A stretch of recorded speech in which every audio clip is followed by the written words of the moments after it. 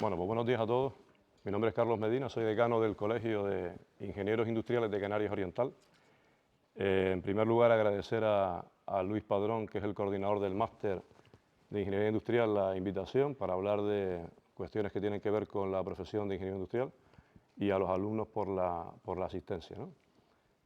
Lo primero que me gustaría saber es cuántos alumnos hay del máster. Todos del máster. ¿Del grado? Vale, más o menos están igualados. ¿Cuántos alumnos del grado tienen perfectamente claro que quieren estudiar el máster? Al 100%, ¿vale? 2. ¿Cuántos tienen claro que no van a estudiar el máster? 4. ¿Y cuántos tienen dudas? ¿Están dudando todavía? Sí, vale. Bueno, pues entonces tenemos un público amplio, porque la charla, lógicamente, está destinada principalmente a los máster, pero también a los grados que ya tienen claro que quieren estudiar el máster, y a los que no lo tienen claro, a ver si después de la charla acaban convencidos. Y los que tienen claro que no van a estudiar el máster, también les va a ser útil la charla porque van a aprender una serie de cuestiones que son importantes de cara a su desarrollo y ejercicio profesional, ¿de acuerdo? Entonces, vamos a empezar, en primer lugar. Sí. ¿Me oyen un poquito mejor? Sí. Vamos a empezar por precisar un poco el concepto de profesión, porque aparentemente es un concepto sencillo e intuitivo que todos damos por hecho, pero tiene sus particularidades, sobre todo cuando estamos hablando del ejercicio de la profesión de ingeniero en general, ¿vale? Entonces, en primer lugar, vamos a definir lo que se puede entender por una profesión a secas. Todos entendemos por profesión un oficio en el que uno intenta alcanzar un cierto grado de experticia, ¿no? Quiere ser experto en ese oficio. Entonces, el ejemplo de profesión a secas que a mí más me gusta es el de albañil, porque la profesión de albañil es una profesión compleja, aunque no lo parezca. Se requieren muchos años de experiencia para ser un buen albañil, y si no, intenten ustedes un día poner un azulejo en su casa para que vean que es un proceso bastante complejo. Lo que ocurre es que cuando uno quiere ser albañil, no tiene que ir a ninguna escuela a aprender el oficio, ni le van a dar ningún título, ni hay ninguna ley o norma jurídica que regule lo que puede o no puede ser un albañil. Y un albañil no tiene que pertenecer a ningún tipo de colectivo profesional para ejercer como albañil. Es un albañil a secas. Si ustedes quieren ser albañiles, van a una obra de construcción y dicen, quiero ser albañil. Entonces, el encargado de obra dirá, pues coja esos escombros que están ahí, empiece a meterlos en sacos y usted empieza a trabajar como peón, y luego poco a poco vas desarrollando habilidades y experiencia hasta que te conviertes en un albañil. Por tanto, no se requiere ningún título, ninguna escuela, ninguna academia para ser albañil. Esa es la profesión a secas. Podemos poner más ejemplos, el de carpintero o cualquier otro que se les ocurra. Siguiente concepto que tienen que entender es el de profesión titulada. En la profesión titulada sí requiere un título para poder ejercer, ¿de acuerdo? Es decir, si usted no tiene el título, no puede ejercer. Hay un ejemplo muy sencillo que, por ejemplo, es el de higienista dental. Si usted quiere ejercer la profesión de higienista dental, usted tiene que tener un título de FP. Si usted va a una consulta a un dentista para la que le contraten, el dentista no le va a contratar si no tienen el título de higienista dental, porque se presupone que tienes que tener una formación previa antes de poder manipular la boca de un paciente, aunque sea para hacer una limpieza. Entonces, si no tienes el título, no puedes ejercer esa profesión. Pero esa profesión no hay ninguna norma jurídica que diga lo que puede hacer o no puede hacer un higienista dental, ni tampoco tienes que pertenecer a ningún colectivo de higienistas dentales para poder ejercer. Eso es profesión titulada. Siguiente escala es la profesión regulada. Esto es como el juego de las muñecas rusas. La cosa va complicándose, ¿no? O sea, son círculos cada vez más amplios. La profesión regulada es una profesión en donde se requiere un título para poder ejercer, pero además existe una norma jurídica o unas normas jurídicas que determinan qué puedes hacer o no puedes hacer en esa profesión. El ejemplo más sencillo es el de instalador eléctrico autorizado. Si usted quiere ejercer como instalador eléctrico autorizado, tiene que tener un título de FP, y además existe una norma jurídica que se llama Reglamento Electrotécnico de Baja Tensión, que es el que de alguna manera determina qué puede hacer o no puede hacer un instalador eléctrico autorizado. Ustedes no pueden montar cuadros eléctricos, ni pueden hacer tendido de líneas, ni meter la mano en un cuadro, nada que se le parezca si no tienen ese título y están dados de alta como instaladores autorizados. Y el reglamento de baja tensión determina que puede ser un instalador eléctrico autorizado, puede pedir certificados de instalación, pueden incluso redactar memorias técnicas de diseño, pueden ejecutar las instalaciones y sobre todo pueden efectuar denuncias. Si un instalador eléctrico autorizado va a una instalación y detecta algún tipo de deficiencia, está obligado por el reglamento a poner eso en conocimiento del órgano competente. Por tanto, es una profesión regulada. Siguiente, pero claro, se me olvidaba, para ejercer de instalador eléctrico no es necesario pertenecer a ninguna asociación de instaladores eléctricos. Hay asociaciones de instaladores eléctricos, pero no, su pertenencia, digamos, es potestativa, no es obligatoria, porque lo único que hacen esas asociaciones son defender intereses empresariales, pero no profesionales, ¿de acuerdo? Siguiente escala es la profesión de colegiación obligatoria. En este tipo de profesiones tienes que tener un título académico, normalmente universitario, hay normas jurídicas, normalmente con rango de ley o real decreto, que determinan qué puedes o no puedes hacer, y además estás obligado a pertenecer a un colectivo profesional que se llama colegio profesional, ¿de acuerdo? Es el caso de todas las profesiones de la ingeniería. Todas las ingenierías son profesiones de colegiación obligatoria, es decir, tituladas, reguladas y de colegiación obligatoria. Ya sobre este tema vamos a desarrollar un poquito más adelante, ¿no? Y luego, en cuarto lugar, el último nivel son profesiones con reserva de actividad. ¿Eso qué significa? Que solo esas profesiones pueden ejercer esas tareas y ninguna otra puede hacerlo. El caso más sencillo que ustedes pueden tener en mente como ingeniero es la edificación.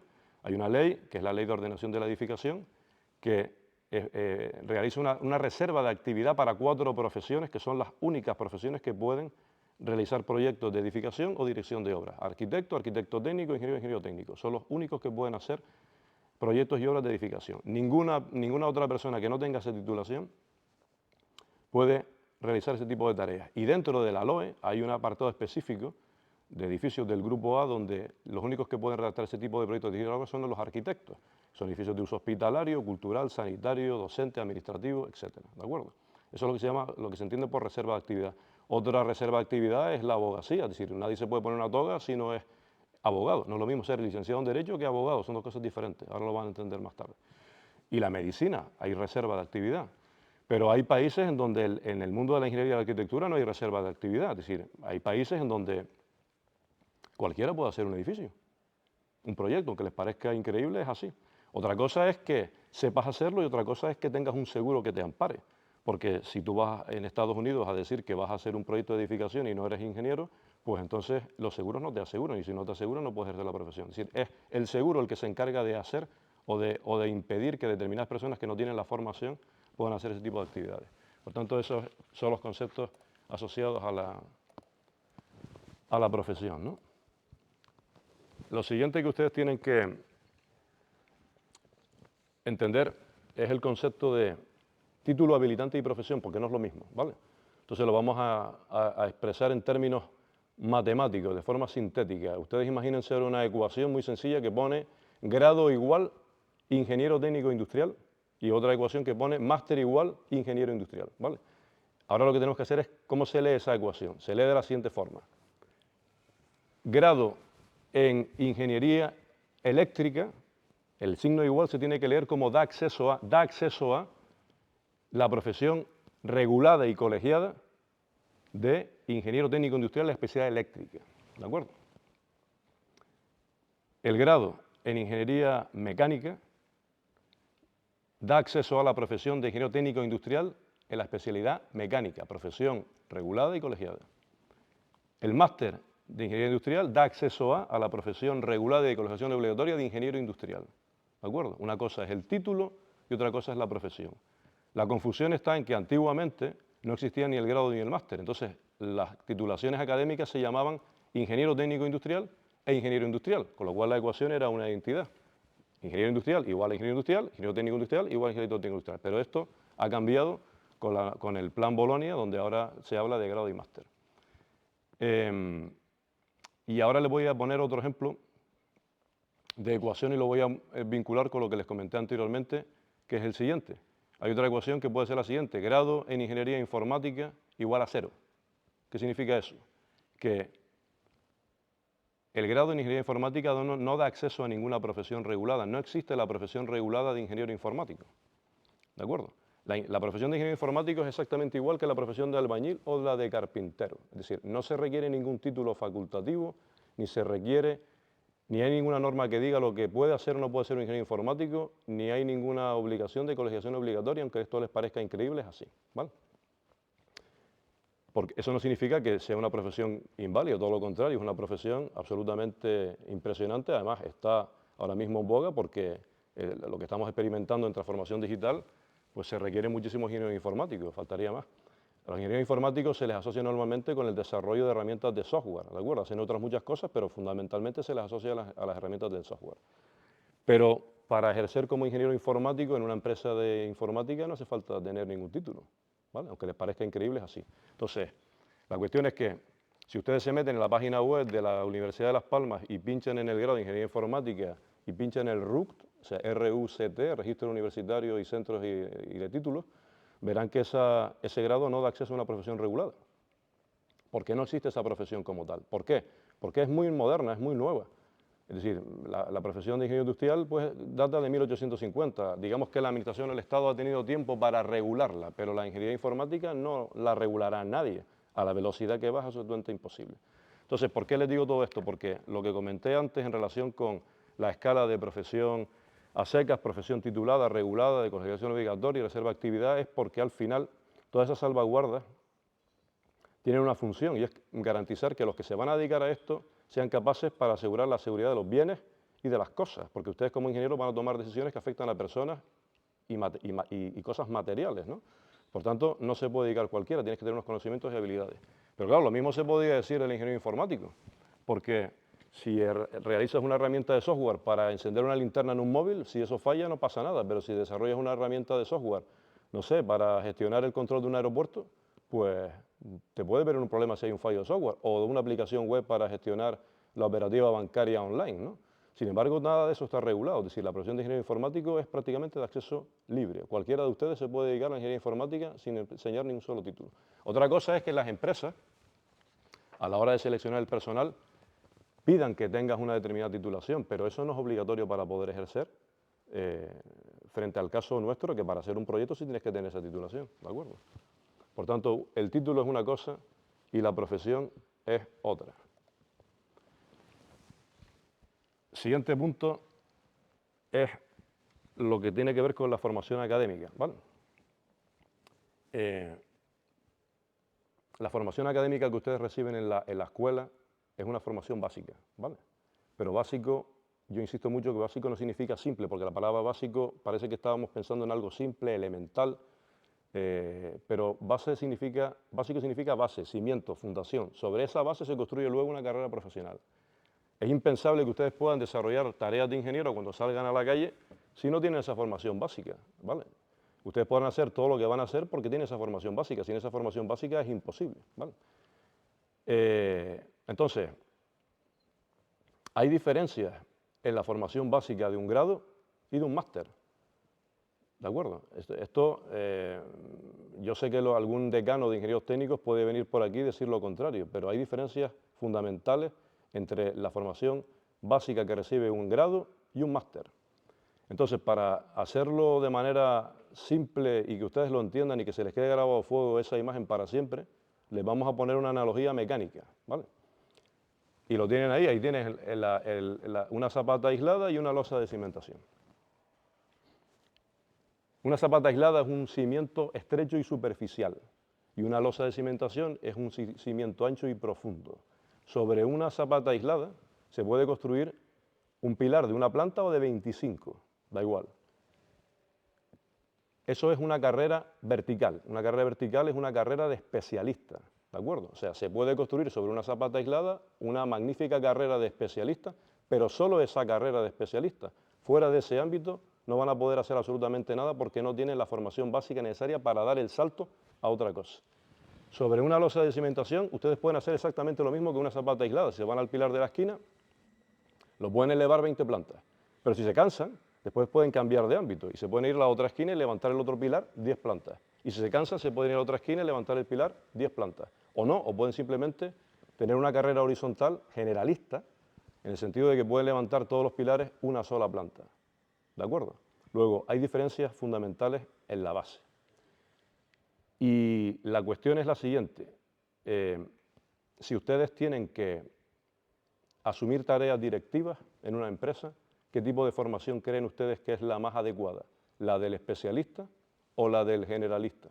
Si ustedes son el director de un hotel, ¿qué son? ¿El mejor cocinero del hotel o el mejor recepcionista es el que lo elevan a director? El que mejor atiende a los clientes. El director es el que sabe hablar todos los lenguajes, sabe hablar con el jefe de cocina, sabe hablar con el tío que recoge las maletas y con el recepcionista. Es capaz de dar instrucciones de todo tipo y tiene que tener una gran capacidad de síntesis y de análisis. ¿Qué significa la síntesis? Te vienen 500 problemas a la vez y tienes que ser capaz de discernir qué es lo importante, qué es lo urgente, a qué tengo que meterle mano y a qué no, y todo a una gran velocidad. Tener capacidad de síntesis y de análisis es, oye, si hay un problema en la cocina, voy a hablar con el jefe de cocina para ver exactamente qué está pasando, pero tengo la capacidad para hablar con él con el mismo lenguaje y al mismo nivel de detalle. Entonces, que parezca una contradicción, son las asignaturas más abstractas las que le dan esa capacidad de síntesis y de análisis. Es decir, ustedes se van a pasar, o se han pasado la vida calculando derivadas, ¿no? O sea, yo llevo 25 años de ejercicio profesional, ¿sabes cuántas derivadas he calculado en mi vida profesional? 0. ¿Cuántas integrales triples? 0. ¿Cuántos límites cuando n tiende a infinito de 1 partido por n elevado a n? 0. Pero toda esa formación, de alguna manera, lo que sirve es para formar el cerebro. Haciendo un símil del mundo del deporte, hay un reportaje por ahí, ¿no?, donde se ve a Michael Jordan, pues este era un fenómeno del baloncesto, ¿no? Pero no era suficiente con sus habilidades, porque cuando iba a jugar los partidos de las finales de conferencia contra los Detroit Pistons, les zurraban por todos lados y acababa siempre en el suelo. ¿Qué es lo que hizo? Ir al gimnasio. No se puso a tirar triple, fue al gimnasio. Y al ir al gimnasio, cogió fuerza, cogió musculatura y ya en el siguiente partido era él el que zurraba. Pues esto es exactamente igual.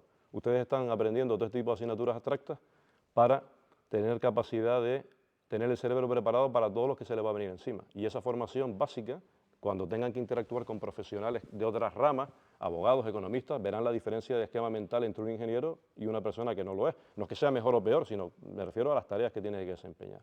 ¿De acuerdo? Entonces, lo único que ocurre es que por las circunstancias, en España esto está invertido, porque el máster debería ser una carrera integrada, no enseñar primero la especialidad y luego digamos, materias abstractas, pero como lo han ordenado así, es una cosa un poco anormal. Te enseñan primero la especialista y luego te conviertes en generalista. Es decir, los 2 últimos años del máster asignaturas muy áridas, pero es lo que hay que cruzar el desierto, no les queda otra. Los que quieren estudiar el máster tienen que tener este tema perfectamente claro. Hay diferencias en la formación básica.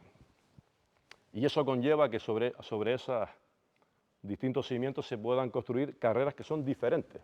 Porque aunque les cuenten una historia, las carreras son diferentes, las funciones son diferentes, ¿de acuerdo? O sea, ni mejor ni peor, cada una tiene su ámbito y su aplicación. Yo he trabajado con ingenieros técnicos industriales que son magníficos profesionales en lo suyo, ¿de acuerdo? Pero si ustedes quieren alcanzar en la empresa ciertos niveles directivos, si eligen esa carrera, van a quedar a un cierto nivel y no van a progresar más. Así que ustedes tienen que decidir lo que quieren hacer, estudiar en base a lo que tienen pensado hacer en el futuro. Entonces, la forma de ilustrar esto también gráficamente, la diferencia entre un ingeniero técnico y un ingeniero industrial es con eso que tienen ahí. Un ingeniero técnico se asemeja a una calculadora preconfigurada. Yo mando a pedir por Amazon una calculadora preconfigurada. A mí me han puesto ese ejemplo de calculadora, yo creo que es más sofisticada. Puede calcular raíces cuadradas, senos, cosenos, arcotangentes, puede hacer un montón de cosas y además las vas a hacer muy bien. ¿De acuerdo? Además, es útil desde el minuto 1. La saco del envoltorio, le pongo las pilas, pongo 3 más 5 y me sale 8, lo que sea. Pero solo hace eso. No se puede programar, no se puede hacer más que lo que la calculadora te trae, ¿de acuerdo? Y un ingeniero industrial se parece más a una tabla Excel, que en esencia no es más que una calculadora libremente programable, porque la tabla Excel no es más que la conversión en software de lo que es una calculadora convencional. Pero una tabla Excel, cuando la abres, es algo completamente inútil, porque si tú le pones 3 más 5 no hace nada. Entonces, cuando lo ves, dices, pues todo sirve para nada, ¿no? Si usted pone 3 más 5 con el Excel abierto, no hace nada. Lo que tienes que hacer es programarlo. Tienes que ponerle un 3, tienes que ponerle un 5, después tiene una casilla que ponga, súmeme estas 2 casillas y te da el resultado. Ahora, si luego coges esa tabla Excel y le metes una matriz de 100%, ¿de acuerdo? Y luego le digo, súmame todas las filas, súmame todas las columnas, y luego multiplícame las filas por las columnas y sácale el arcotangente, ¿vale? Y cuando empiezas a cambiar cualquier casilla de esa matriz de 100% o de 1000 por 1000, el resultado es instantáneo. Te ha llevado un esfuerzo de programación, pero hace más cosas que la otra calculadora, aunque en apariencia sea inútil.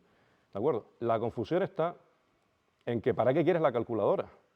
Todo depende del entorno sociotécnico económico en el que ustedes vayan a trabajar. Si ustedes van a trabajar en un entorno sociotécnico económico como Canarias, que es un desierto económico, un desierto tecnológico industrial, pues ¿para qué quieres un Excel? Si te vale con una calculadora. ¿Me están entendiendo, no? Si ustedes van a trabajar en un entorno internacional y en una multinacional, es posible que las habilidades de la calculadora se queden cortas. Si ustedes se meten en internet y ponen CEOs del IBEX 35, ¿vale?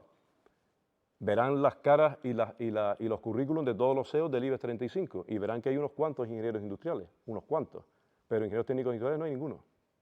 ¿De acuerdo? Entonces, si ustedes quieren progresar en la empresa a determinados niveles, descubrirán que a partir de ciertos niveles no van a encontrar un graduado en ingeniería. ¿De acuerdo? Hay muchos ejemplos que son así. Esto es como cuando vas a La Palma al Roque de los Muchachos y empiezas a subir al observatorio y vas viendo pinos y luego cada vez vas viendo menos pinos y luego ya no hay ningún pino. Y luego hay matorrales y luego menos matorrales y luego no hay ningún matorral. Lo único que quedan son rocas. Pues es lo mismo en las empresas, a medida que vas subiendo de nivel, ¿vale? Los perfiles se van orientando en esos términos. Y luego también hay otra cuestión que nos están consultando algunos ayuntamientos, porque los ayuntamientos hay muchos ayuntamientos que tienen contratados como técnicos municipales, ingenieros técnicos industriales. Y al que de alguna manera siempre contratan es al ingeniero de especialidad eléctrica, porque es el más socorrido por el tema del alumbrado público, las fiestas y este tipo de historias. Pero luego ese ingeniero técnico industrial de especialidad eléctrica lo cogen como hombre para todo, ¿vale? Para hacer cualquier tipo de cosa, porque es el ingeniero. Sí, pero el ingeniero tiene unas funciones y unas atribuciones limitadas y entonces les estás obligando a hacer cosas que se salen de su especialidad. Esos ingenieros luego reclaman. Oiga, que yo estoy haciendo cosas que no me corresponden como ingeniero técnico, ¿de acuerdo? Industrial, de especialidad eléctrica. Yo quiero un aumento salarial. Entonces lo que te estamos intentando decir a los ayuntamientos es que ¿para qué vas a contratar 4 ingenieros de especialidad cuando puedes contratar uno que te lo hace todo? ¿De acuerdo? O sea, hay diferencias en las profesiones, pero que no les confunda el entorno, ¿vale? No vale decir, si ustedes van a trabajar en Canarias y van a trabajar en una empresa instaladora y lo va a contratar una empresa instaladora, da igual, van a hacer lo mismo. Pero si van a trabajar en una empresa como Iberdrola, ya no es lo mismo, ¿de acuerdo? Eso lo tienen que tener en cuenta. Pero ustedes deciden lo que quieren hacer. Nada es mejor ni peor, sino simplemente lo que ustedes consideren, ¿de acuerdo? Siguiente apartado, importante distinguir entre atribuciones y competencias, ¿de acuerdo? Ustedes, la palabra atribuciones tienen que asimilarla lo que puedo hacer cuando tenga mi título académico. Y competencias son las habilidades que yo adquiero cuando yo termino esa carrera, ¿de acuerdo? Lo primero está regulado para los ingenieros industriales en un decreto del año 35, ¿vale? Que lo pueden encontrar en internet, ponen decreto 35 Niceto Alcalá Zamora y les aparecerá todas las atribuciones que tienen los ingenieros industriales, que básicamente son todas las que están relacionadas con el ejercicio libre de la profesión, ¿de acuerdo? Lo que puedes proyectar. Y si tú quieres saber qué habilidades adquieres cuando terminas la carrera, te metes en la orden SIN, CIN, pones orden SIN Ingenieros Industriales y te sale lo que regula el título de ingeniero industrial en España, las competencias y habilidades que ustedes tienen que van a adquirir para el desempeño luego de la profesión. Entonces, atribuciones es lo que puedo hacer, competencias es las habilidades que tengo para hacer eso que puedo hacer, ¿de acuerdo? Y tengan clara una cosa, las atribuciones profesionales no son un regalo, las fija el Estado y como se las fija se las puede quitar o las puede compartir con otros profesionales, ¿de acuerdo? Entonces esa distinción es importante. La siguiente cuestión es otro mensaje que se les tiene que quedar a fuego grabado para siempre. En el ámbito de la ingeniería da igual, la especialidad, la colegiación es obligatoria y punto. No hay más, no hay vericuetos, ni subterfugios, ni atajos, ni sí, pero no, es obligatoria. ¿Por qué? Porque lo dice la normativa y punto. Cuando la normativa cambie, pues entonces hablaremos de otra cosa. De momento el ejercicio digamos, la colegiación es obligatoria para el ejercicio de la profesión de ingeniero industrial, técnico industrial y cualquier otro tipo de especialidad de ingeniería, ¿de acuerdo? Y les voy a hacer una advertencia también para que les quede claro, porque todo el mundo, y esto no es tema de estudiantes, esto es incluso cuestiones que tú lo oyes decir a gente que es experta, que lleva 20 o 30 años trabajando, o incluso decanos de colegios profesionales. No, la colegiación solo es obligatoria cuando firmo proyectos. No. De hecho, esto es un tema estadístico y es real, este número no es inventado, el 93% de ustedes no va a firmar un proyecto en su vida, nunca. El único que van a firmar es el trabajo final de máster, de resto no van a hacer nada que tenga que ver con los proyectos. El 4% lo hará de forma ocasional y el 2 o el 3% lo hará como yo de forma exclusiva. De resto, no van a hacer nada que tenga que ver con los proyectos. Entonces la pregunta es, si ejercer la profesión es firmar proyectos, entonces el 93% que no firma proyectos no ejerce la profesión. O sea, ustedes han estudiado una carrera de ingeniería para hacer tareas que no tienen nada que ver con la profesión. Es un poco absurdo, ¿no? O sea, las tareas que ustedes van a desarrollar como ingenieros, poco o nada tienen que ver en general con la firma de redacción de proyectos. Sin embargo, serán actos de ingeniería, ¿de acuerdo? Entonces, ejercer la profesión sin estar colegiado es irregular, clandestino y supone un riesgo para ustedes. Y ahora luego les pondré una serie de ejemplos de cosas que pasan en la vida profesional y que les puede tocar a ustedes. Ustedes tienen que hacerse la siguiente idea. Ejercer la profesión sin estar colegiado es lo mismo que conducir sin seguro. Me imagino que todos tendrán coche ya, ¿no? Porque cada vez se ven menos coches en la universidad, cada vez es más fácil aparcar. Antes no se podía. Algunos de ustedes están conduciendo sin seguro, ahora, hoy. Todo el mundo tiene seguro, ¿no? Y ustedes conducirían sin seguro. O sea, ¿qué probabilidad? Levanten la mano los que han tenido alguna vez algún siniestro en un coche, un rayón, un arañazo, se han dado un golpe, ¿no? Unos cuantos, ¿no? Y cuando ha actuado el seguro se han quedado tranquilos, ¿no?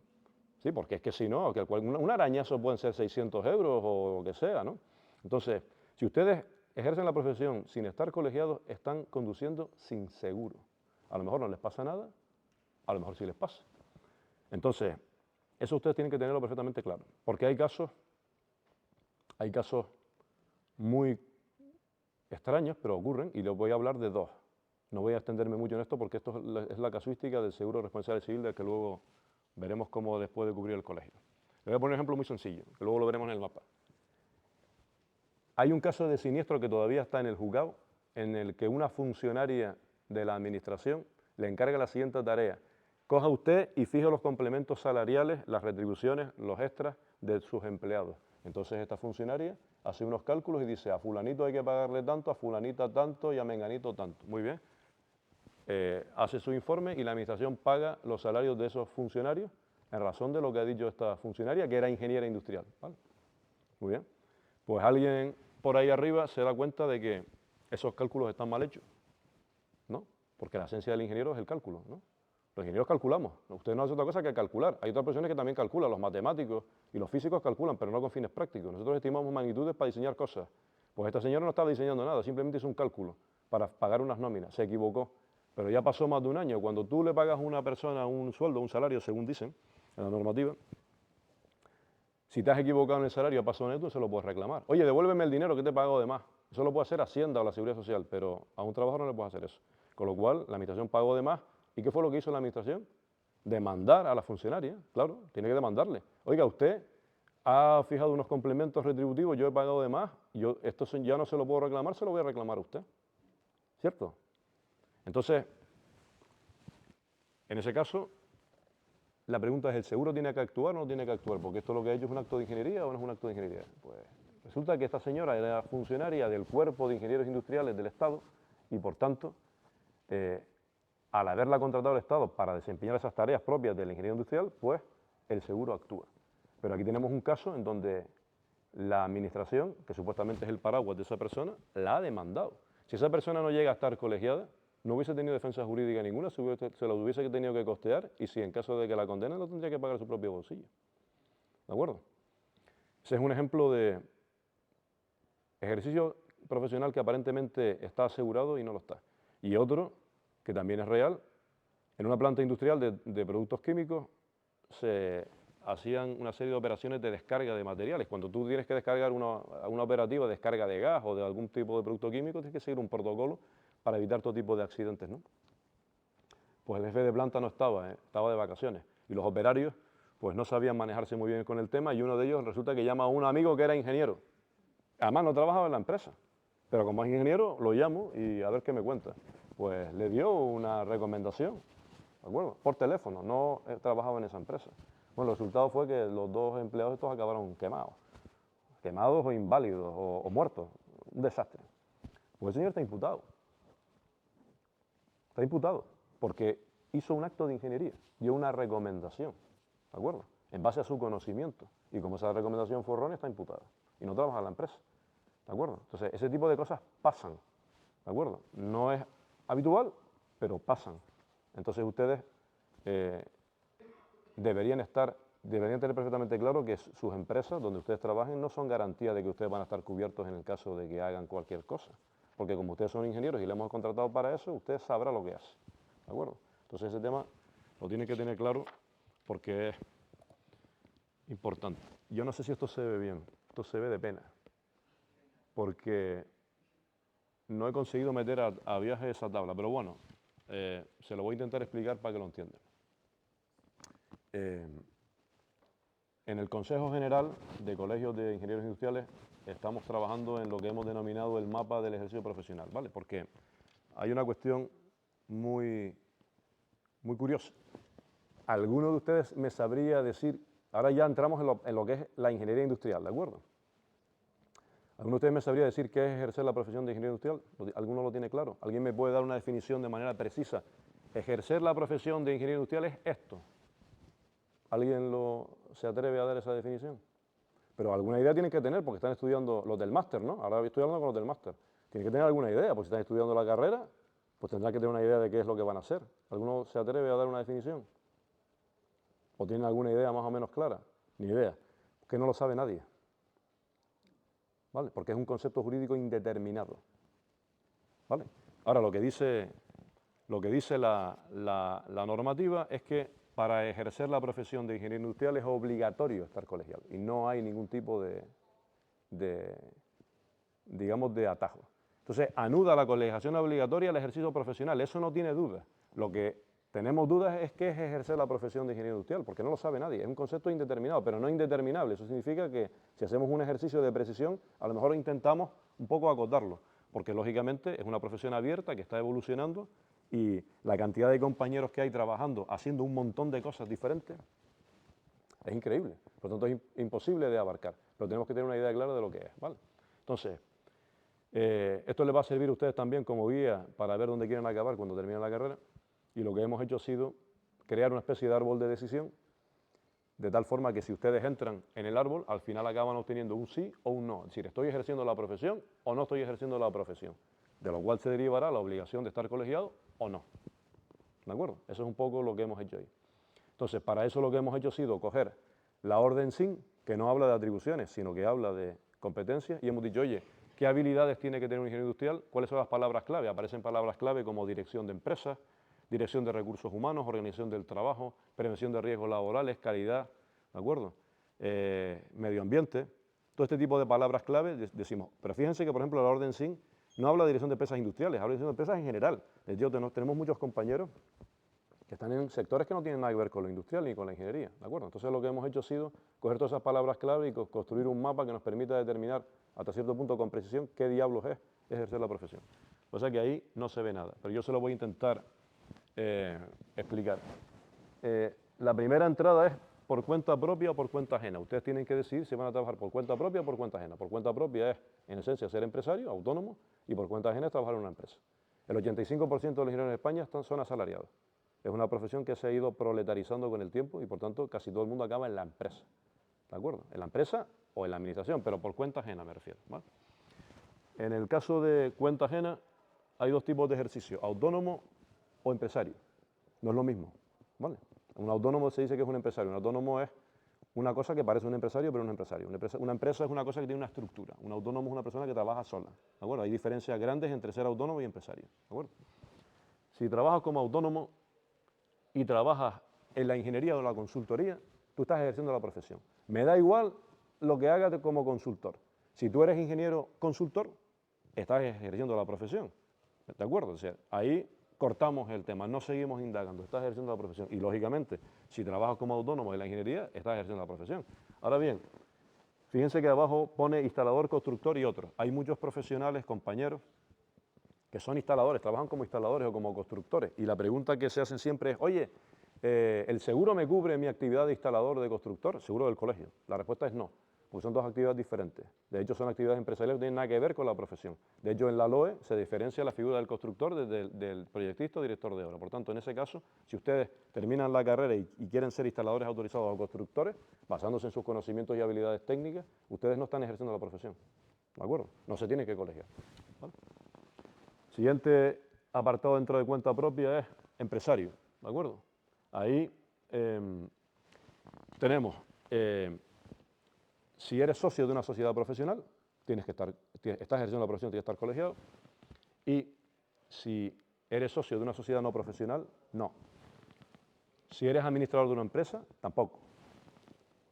Y si realizas otras funciones dentro de la empresa, porque muchas veces en las microempresas el socio es administrador y además es el que realiza un montón de trabajo en la ingeniería. Yo soy socio, soy administrador y soy el que hace los proyectos, dirige las obras y hace más cosas. Por tanto, tiene varios gorros, ¿no? En ese caso tendrás que irte a la parte de cuenta ajena y analizar el mapa. Entonces, aquí no tenemos tiempo de explicar qué es una sociedad profesional o una sociedad no profesional, ¿vale? Porque eso es un tema que si les interesa un día podemos hacer una charla sobre el tema, ¿vale? Pero para hacer una breve introducción, una sociedad profesional es una sociedad que tiene una actividad profesional. La abogacía, la medicina, la arquitectura, la ingeniería. Y sus socios son profesionales de esa materia, ¿de acuerdo? Y solo pueden ser socios los profesionales. Y la sociedad solo puede tener en el objeto social esa actividad y no se puede salir de ahí. Si eres arquitecto, solo arquitectura. Si eres ingeniero industrial, solo ingeniería industrial. ¿De acuerdo? Y se rige por una ley que se llama de sociedades profesionales. La sociedad no profesional es una sociedad que puede tener un objeto social más amplio. Puede dedicarse a la ingeniería, a la construcción, a las instalaciones o a rodar películas. ¿De acuerdo? Entonces, ahí no se exige que los socios sean profesionales. El socio puede ser cualquiera. ¿De acuerdo? Esa es la diferencia. Pero es un tema que requiere más tiempo y no vamos a indagar. Ustedes quédense con esa idea. ¿De acuerdo? Y si trabajas como administrador de una empresa, el cargo de administrador es un cargo que aparece en la ley de sociedades de capital. Por tanto, no está anudado a ningún tipo de desempeño profesional. Es un cargo que tiene unas funciones y punto. Por tanto, no estarías ejerciendo la profesión. ¿De acuerdo? Después tienes el trabajo por cuenta ajena, que es el más complejo. Y ahí tienes sector público, sector privado, sector público-privado. Sector público es funcionario. Sector privado es empresa. ¿De acuerdo? Dentro del sector público lo hemos dividido entre docente y no docente. ¿Vale? Porque hay muchos profesionales que se dedican a la docencia. Nosotros consideramos que si estás en el sector público docente y solo te dedicas exclusivamente a la docencia pura y dura, no estás ejerciendo la profesión. ¿De acuerdo? No tienes la obligación de estar colegiado. No, pero es que para explicar la asignatura de estructuras de quinto, de estructuras metálicas y hormigón armado, eso solo puede explicar un ingeniero. Sí, pero no es lo mismo enseñar a calcular una estructura que calcular una estructura. Porque aquí aplicamos lo que llamamos la regla del seguro. Si te equivocas como profesor a la hora de dar una lección de estructura, no va a pasar nada. Pero si te equivocas como profesional, puedes tener un problema. ¿De acuerdo? Entonces aquí aplicamos la regla del seguro y decimos, si te dedicas a la docencia pura y dura, no estás ejerciendo la profesión y no es obligatorio. Todas estas cuestiones no van a misa. Estas cuestiones que son discutibles y matizables, pero es un principio, porque hay que pensar el concepto. ¿Vale? Y luego, si te dedicas a la universidad, como hacen algunos profesionales que están en departamentos de investigación y además hacen trabajos de consultoría para terceros, ahí sí puedes tomar algún tipo de riesgo, estás ejerciendo la profesión. Además, el concepto de I+D + I aparece en la orden SIN, estarías ejerciendo la profesión, tienes que estar colegiado. Si hay doctores aquí de la universidad que están trabajando, haciendo trabajos de consultoría y no están colegiados, ya saben lo que tienen que hacer. Si estamos en el campo no docente, ¿de acuerdo? Si formas parte del cuerpo de ingenieros industriales, estás ejerciendo la profesión, tienes que estar colegiado. Lo que pasa es que los funcionarios tienen una excepción, de tal forma que la normativa les exime de la colegiación obligatoria, pero muchos funcionarios están colegiados precisamente por lo que les acabo de explicar antes, porque la propia administración les puede demandar, por lo cual lo mejor que pueden hacer es estar colegiados, sobre todo si están tomando decisiones técnicas, porque muchos funcionarios compañeros están constantemente tomando decisiones de tipo técnico, ¿de acuerdo? Y luego hay casos en donde estás contratado pues, como personal laboral en la administración, ¿de acuerdo? Pero no eres funcionario de carrera, no formas parte del cuerpo de ingenieros, pero te han contratado en la administración para un determinado desempeño. Si estás trabajando en tareas que tienen que ver con el urbanismo, las atribuciones profesionales o la normativa de seguridad industrial, estás en una profesión, tienes que estar colegiado. Si no, no. Yo conozco el caso de un ingeniero informático, que estaba trabajando en la administración de administrativo, ¿de acuerdo? Haciendo cartitas. No quería saber nada de la informática. Ese señor no está ejerciendo la profesión, pero estaba trabajando en la misión. Si fuese un ingeniero industrial, no estaría ejerciendo la profesión y no tendría que tener, digamos, la obligación de estar colegiado. ¿de acuerdo? Y luego tenemos el caso del sector privado, ¿de acuerdo? Que es donde está el grueso de los ingenieros industriales.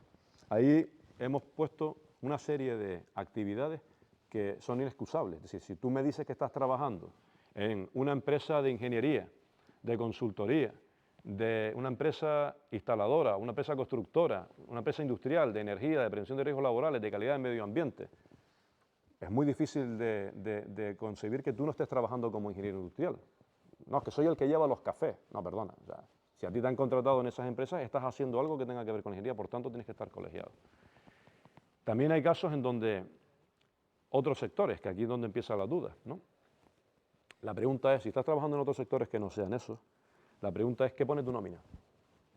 Si tu nómina pone ingeniero, estás ejerciendo la profesión y no hay más preguntas, ¿de acuerdo? Pero hay casos en donde tu nómina no pone ingeniero. Yo tengo el caso de un compañero ingeniero industrial que además está en la Junta de Gobierno del colegio, que trabaja en banca y su nómina no pone ingeniero, ¿de acuerdo? No pone ingeniero. Entonces la pregunta es, ¿esa persona está ejerciendo la profesión o no? ¿Tiene la obligación de estar colegiado o no?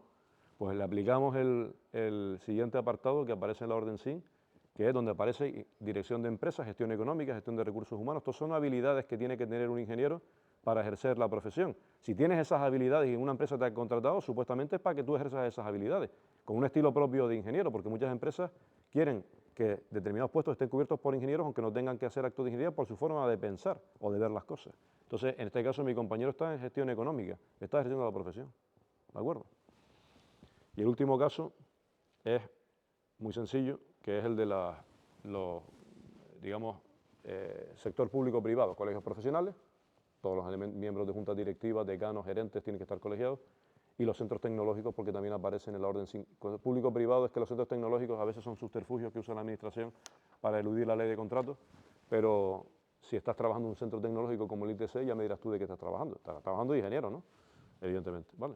Entonces, un poco, este es el mapa de ejercicio profesional. Esto no va a misa, ¿de acuerdo? Esto simplemente es el principio para precisar el concepto de lo que es ejercer la profesión, y les puede servir de utilidad a ustedes cuando terminen la carrera. Se aplican a ustedes el mapa, ¿vale? Se lo pasan a sí mismos. Oye, ¿qué quiero trabajar? ¿Sector público, sector privado? Sector privado, en empresa o en administración, en empresa, y voy a desempeñar alguno de estos cargos. Ya por lo menos sabes si vas a estar ejerciendo la profesión y si tienes que estar colegiado. Bueno, ustedes son los primeros estudiantes en España que están llevándose esta charla. Esto no se ha explicado nunca en ningún sitio, son los primeros, ¿de acuerdo? Es en serio, ¿eh? Siguiente cuestión es qué es un colegio profesional y cuáles son sus funciones. Esto es un poco largo y tampoco me voy a extender demasiado, pero el mensaje es el siguiente: el colegio no es una asociación de amigos. Entonces, no, esto es un club social donde se reúnen 4 amigos que fundaron el colegio y estamos buscando y reclutando gente para que pague la cuota. Colegio profesional es una corporación de derecho público. No se crea por amigos, los crea el Estado, por decreto o por real decreto, ¿de acuerdo? O sea, el Estado dice, se crea el Colegio de Ingenieros de Caminos, Canales y Puertos, de ámbito nacional. Y el Gobierno de Canarias dice, se crea el Colegio de Ingenieros Oficial de Ingeniería Industrial de Canarias Oriental. Y se le asignan funciones públicas, entre ellas la de ordenar la profesión, ¿de acuerdo? Por tanto, no es una asociación de amigos.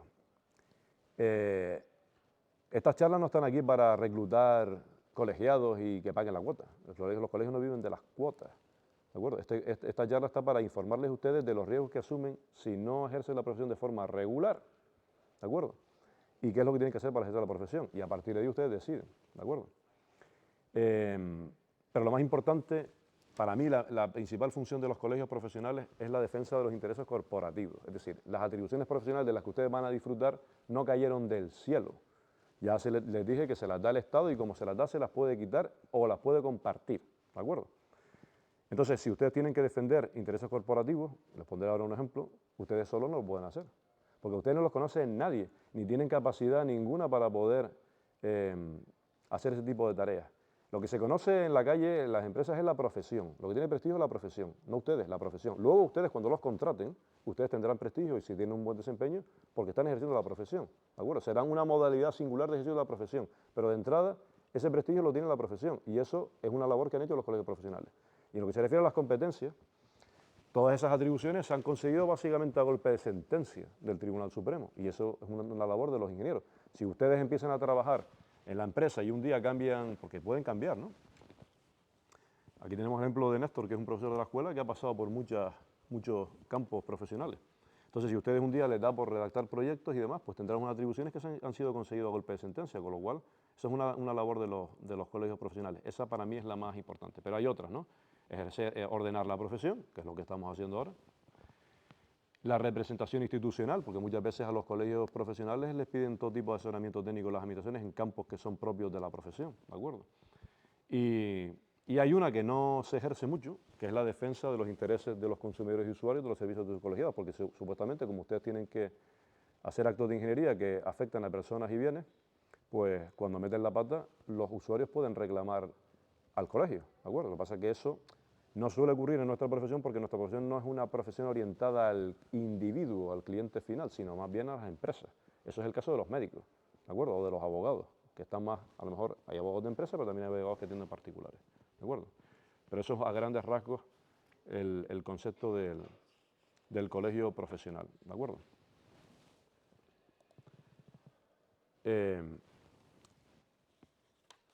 ¿Cuánto cuesta estar colegiado? Pues menos de lo que cuesta un café al día. Yo no sé cuánto cuesta el café en la cafetería de la escuela. Por ahí vale €1. Aquí no sé cuánto, me imagino que tendrá un precio de estudiante, ¿no? Pero un café al día son 5 euros a la semana, 20 euros al mes. Y si el curso tiene 9 meses son 180 euros. Estar colegiado es más barato que eso. Entonces ahora la pregunta es, por ahorrarse el precio de un café al día, ¿ustedes van a conducir sin seguro? ¿En serio? ¿No? Y luego estar colegiado, más allá de lo obligatorio, tiene, lógicamente, un montón de ventajas, ¿no? Porque hay un montón de cosas que hace el colegio que son interesantes simplemente por estar colegiado, ¿vale? Ahí tienen varios ejemplos, ¿no? Es el asesoramiento técnico, jurídico, fiscal y laboral, ¿no? Hay compañeros que se dedican a la ingeniería de consulta y proyectos o ingenieros que trabajan en empresas que tienen consultas técnicas, llaman al colegio y se les resuelve. Los temas de asesoramiento jurídico, más de ustedes va a tener que tirar algún día de un abogado porque van a tener que verse en algún tipo de problema. El colegio tiene un asesor jurídico que resuelve pues 200 o 300 consultas al año de tipo jurídico. No solo que tienen que ver con la ingeniería, sino de todo tipo, ¿eh? Y lo mismo con la asesoría fiscal. Si ustedes van a iniciar algún tipo de negocio o de actividad profesional, pues el asesor fiscal les ayuda a determinar si es mejor ser un autónomo, ser una empresa, o sus obligaciones fiscales, etcétera, etcétera. ¿De acuerdo? Hay una inscripción en directorio de profesionales porque muchas veces cuando alguien quiere contratar a un ingeniero, a veces no conoce a nadie y lo primero que hace es llamar al colegio. Pues en el colegio hay un directorio de profesionales y ahí hay una lista y los clientes llaman y contratan ingenieros. Tema de acceso a documentación normativa y demás historias, ¿no? Temas sobre todo de normativa y actualizaciones, ¿vale? La bolsa de empleo, a través de la bolsa de empleo, empresas han contratado muchos ingenieros a través de la bolsa de empleo del colegio. O sea, nosotros no podemos competir con LinkedIn, ni InfoJobs, ni este tipo de plataformas, lógicamente, pero muchas veces nos han llamado porque unas determinadas empresas quieren contratar ingenieros y quieren hacerlo a través de la bolsa de empleo del colegio porque es algo más específico y hemos tenido bastante éxito en ese aspecto, ¿no? Tema de cuenta de correos profesionales, una gestión gratuita de certificado digital. Cuando ustedes tengan que empezar a firmar cosas y hacer declaraciones de la renta y demás historias, tienen que tener un certificado digital. Igual ustedes ya lo tienen, igual no, pero el colegio le proporciona uno de forma gratuita, ¿vale? Luego tienen todo tipo de descuentos y ofertas a la hora de adquirir determinados servicios, ¿no? El tema de hoteles, tema bancario, tenemos convenios con un montón de empresas para alquiler de coches incluso, para que los colegiados tengan descuentos especiales. Lo más importante son las jornadas técnicas, cursos y eventos, que organizamos muchos, que son muy interesantes, tanto presenciales como online, ¿no? Actividades lúdicas y de ocio, organizamos muchos eventos sociales para confraternización, que son muy importantes, ¿vale? Tenemos hasta una carroza de carnavales, o sea, imagínense. Cursos de formación e idiomas, ¿vale? Hacemos muchos cursos de formación que son online también y presenciales. Importante, alquiler de salas, si un día ustedes quieren organizar algún tipo de evento de su empresa o cualquier otra cosa, o donde trabajen o lo que sea, pueden alquilar salas del colegio. Pero para mí lo más importante es lo último que aparece ahí, que es el tema del networking, ¿no? Que se llama el networking, ¿no? Las relaciones, ¿no? Yo puse el otro día un ejemplo un poco drástico, pero me pareció curioso, ¿no? O sea, ustedes son todos compañeros, ¿no? Ustedes imagínense venir a la escuela solo, examinarse solo, ir a una clase ustedes solos, ¿no? Salen del examen, el problema me dio 3 metros por segundo, no tiene ningún compañero para preguntarle, oye, ¿qué te dio el problema? Sería una vida de estudiante triste, ¿no? ¿Sí o no? Aburrida, ¿vale? Bueno, pues lo mismo pasa con la vida profesional, ¿no? O sea, el compartir las experiencias con otros compañeros te hace ver que en este mundo no estás solo, en el mundo profesional me refiero. Y lo que tú, para ti parece que es un mundo y que solo te pasa a ti, ves que es una experiencia compartida. Esa es la parte, digamos, de apoyo psicológico, pero luego la parte de relaciones profesionales es muy importante. En mi caso particular, que yo me dedico a la ingeniería, yo trabajo para administración y empresas, pero son entes abstractos. Digamos, como interlocutor siempre tengo un compañero ingeniero industrial, son mis clientes. ¿De acuerdo? Y si tengo cualquier tipo de problema en una administración, en un ayuntamiento, en Endesa o en Emalsa o en donde sea, tiras de teléfono y siempre hay un compañero que resuelve el problema. Las relaciones con los compañeros son importantes, incluso hasta para oportunidades de trabajo. Ustedes van a un acto de estos sociales del colegio, a la carroza de carnavales, y a lo mejor conocen a un compañero ingeniero que tiene otro puesto de trabajo y que le puede ofrecer un trabajo porque ustedes quieren cambiar de empresa. O sea que es importante el tema de ese tipo de eventos, ¿no? Y luego, desde el punto de vista de lo que es la colaboración con la escuela, el colegio hemos firmado un convenio reciente donde hemos acordado hacer cuatro tipos de cosas. La primera son, digamos, actividades técnicas exclusivas para estudiantes, ¿de acuerdo? Hace poco incluso organizamos una visita, ¿no, Luis?, al Hospital Dr. Negrín, ¿correcto? Fue con Javier Osorio, ¿no? Para que los estudiantes viesen lo que es un hospital por dentro, porque el director de ingeniería del Hospital Negrín es un compañero ingeniero industrial y por lo visto pues fueron a hacer una visita, les enseñó las instalaciones del hospital y todo lo que hay detrás, digamos, del escenario, ¿no? En un hospital, que eso básicamente es como un gran taller para reparar personas desde el punto de vista de la ingeniería, ¿vale? Organizamos ese tipo de actividades, digamos, encuentros técnicos. Luego, pues este tipo de charlas, y lo que tenemos ahora, digamos, para desarrollar, que ya tenemos el convenio preparado, hemos organizado una beca para que los estudiantes de trabajo final de máster puedan hacer su trabajo final de máster en el ámbito de una empresa, ¿de acuerdo? Una empresa que tenga un problema real.